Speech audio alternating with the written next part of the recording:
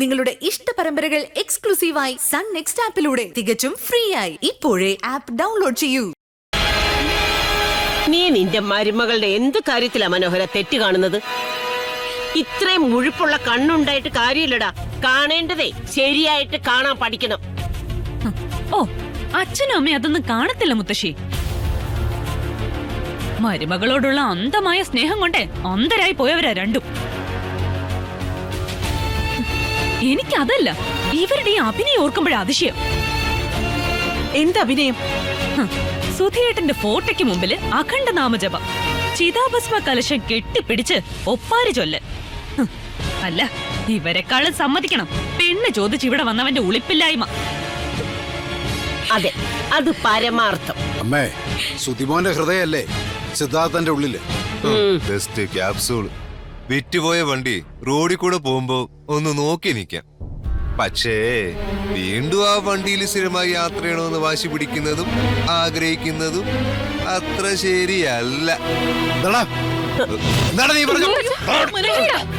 വിറ്റുപോയ വണ്ടിയെന്നോ? അതും എന്റെ സുധിമോന്റെ ഹൃദയത്തെ പറ്റിയോ? അല്ല, ഞാനത് ഇനി ഒരക്ഷരം നീ മിണ്ടിയാ നിന്നെ ഇവിടെ ഇട്ട് ഞാൻ തല്ലും. നീയും അടി വാങ്ങിക്കും. ഓടി നിന്റെ ശരത്തേട്ടനെ വിളിച്ചോണ്ട്.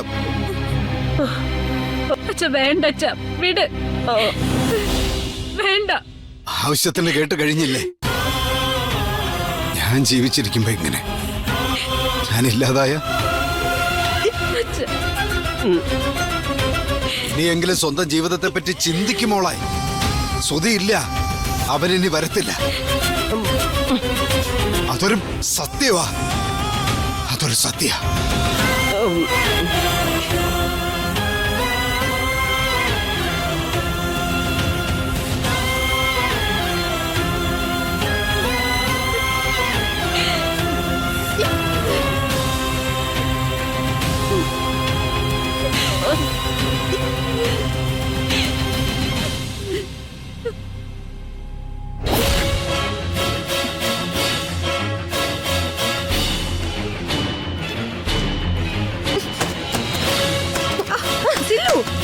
എന്താ പറ്റി മോളെ?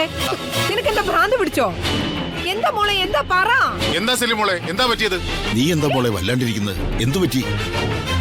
ചേച്ചിയമ്മേ, ഇങ്ങനെ പോയാ നമുക്ക് എല്ലാവർക്കും ഭ്രാന്ത് പിടിക്കും, അല്ലെങ്കിൽ ഭ്രാന്ത് പിടിപ്പിക്കും. ആര്? സിദ്ധുവേട്ടൻ അല്ലാതാരാ? ഇന്ന് സംഭവിച്ചത് എന്താന്ന് ഇവിടെ ആരെങ്കിലും അറിഞ്ഞോ? ഇല്ല മോളെ, എന്താ നീ പറ. ആ സുധിയുടെ വീട്ടിലേക്ക് സിദ്ധുവേട്ടൻ പോയിരിക്കുന്നു. സുധിയുടെ വീട്ടിലേക്ക് സിദ്ധുവോ? അവൻ അങ്ങനൊന്നും പോകത്തില്ല. പോയി, നിത്യയാ പറഞ്ഞത്. എന്തിന്? എന്തിനായിരിക്കും? അവിടുത്തെ മഹാറാണിയെ ഏട്ടനെ കെട്ടിച്ചു കൊടുക്കണേന്ന് യാചിക്കാൻ. നാണോ ഇല്ല ഏട്ടന്? ഭർത്താവ് മരിച്ചൊരു സ്ത്രീയുടെ പിറകെ ഇങ്ങനെ നടക്കാൻ. അല്ല സില്ലുമോളെ, അത് നമ്മളാരും കൂടെ ചെല്ലാത്തോണ്ട് കുഞ്ഞളിയൻ നേരിട്ട് പോയി സംസാരിച്ചതായിരിക്കും. അതിനിപ്പോ എന്താ? അതിനിപ്പോ എന്താണോ? നാണില്ല നിങ്ങക്ക്? അവനെന്താ പെണ്ണ് കിട്ടാതെ നിൽക്കുവാണോ? അവനവന്റെ വില കളയാനായിട്ട് ഓരോന്ന് ചെയ്തു വെച്ചോളൂ. അല്ലെങ്കിൽ തന്നെ അവളെ ഈ വീട്ടിൽ കയറ്റത്തില്ലെന്ന് അവനോട് 1000 വട്ടം ഞാൻ പറഞ്ഞതല്ലേ?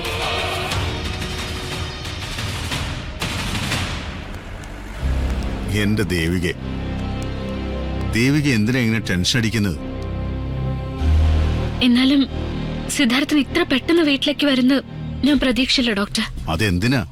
അച്ഛനും അമ്മയും എന്ത് കരുതിയിട്ടുണ്ടാവുന്ന? അവർക്ക് സന്തോഷം തോന്നിയിട്ടുണ്ടാവും. മനസ്സിൽ അത്ര നന്മയുള്ള അച്ഛനും അമ്മയല്ലേ. ദേവിക മോളെ ഈ ലോകത്തെ ഏറ്റവും കൂടുതൽ സ്നേഹിക്കുന്നത് അവരാ. സിദ്ധാർത്ഥന്റെ വരവ് വീട്ടിലൊരു കലാപം തന്നെ ഉണ്ടാക്കി. ഇതിന്റെ എല്ലാം നടുവിൽ നിന്ന് വെന്തുരുകുന്നത് പാവ അച്ഛനും അമ്മയോ. അതോർക്കുമ്പോഴെനിക്ക് ആ അച്ഛനും അമ്മയ്ക്കും ദേവിക്ക് നൽകാൻ കഴിയുന്ന ഏറ്റവും വലിയ സന്തോഷം അവരെ അനുസരിക്കുക എന്നതാണ്. അതെ, അല്ലാതെ നിത്യ എന്ന് പറയുന്ന ആ അഹങ്കാരിന്റെ ദുർമുഖം കണ്ട് നാക്കിനെല്ലും തലയ്ക്ക് വെളിവില്ലാത്ത ആ മുത്തശ്ശി തള്ളേന്റെ പ്രാക്കും കേട്ട് ശരത്തിനെ പോലൊരു വൃത്തികെട്ടവന്റെ നിഴലിൽ ജീവിക്കേണ്ട കാര്യം ദേവിക മോൾക്കില്ല. സുധിസാറിന്റെ ആത്മാവ് അത് സഹിക്കത്തില്ല. പക്ഷെ സ്വാമിയേട്ടാ, സുധേട്ടന്റെ സ്ഥാനത്ത് വേറൊരാളെ എനിക്ക് സങ്കല്പിക്കാൻ പോലും പറ്റില്ല. ദേവികെ, ഒരിക്കലും ഒരാൾക്ക് പകരം മറ്റൊരാളാവില്ല. ഉള്ളിൽ ആവോളം സ്നേഹം നിറച്ചിട്ട് ഒന്നും പറയാതെ ഇറങ്ങിപ്പോകുന്നവർ മരണം വരെ നമുക്ക് സമ്മാനിക്കുന്നത് വേദനിപ്പിക്കുന്ന ഓർമ്മകളാണ്. ആ ഓർമ്മകൾ നമുക്ക് തരുന്നത് തണലിന്റെ തണുപ്പല്ല, ഉള്ളും ഉടലും ചുട്ടുപൊള്ളിക്കുന്ന വെയില. അവിടെ ഒരു കൈപ്പടം കൊണ്ടെങ്കിലും നമുക്ക് തണല് തരാൻ ഒരാൾ വേണം. നമ്മളെ ചേർത്ത് പിടിക്കാൻ ബലമുള്ള ഒരു കൈത്തണ്ട് വേണം. നമുക്ക് തല ചായ്ക്കാൻ ഒരു ചുമല് വേണം. ദേവിക ആലോചിക്കുക.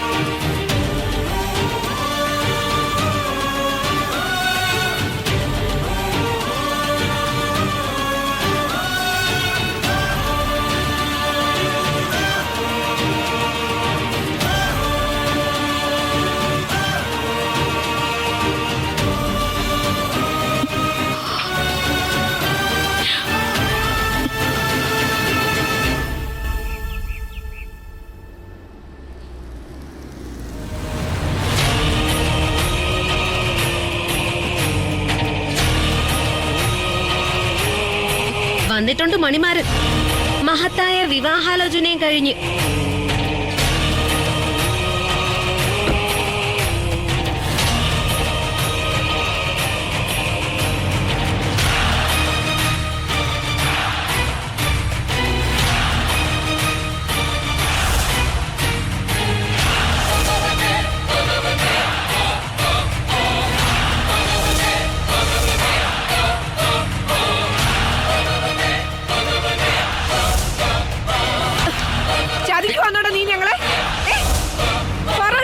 ചേച്ചി എന്ത് ഇത്? ചേച്ചി ചേച്ചി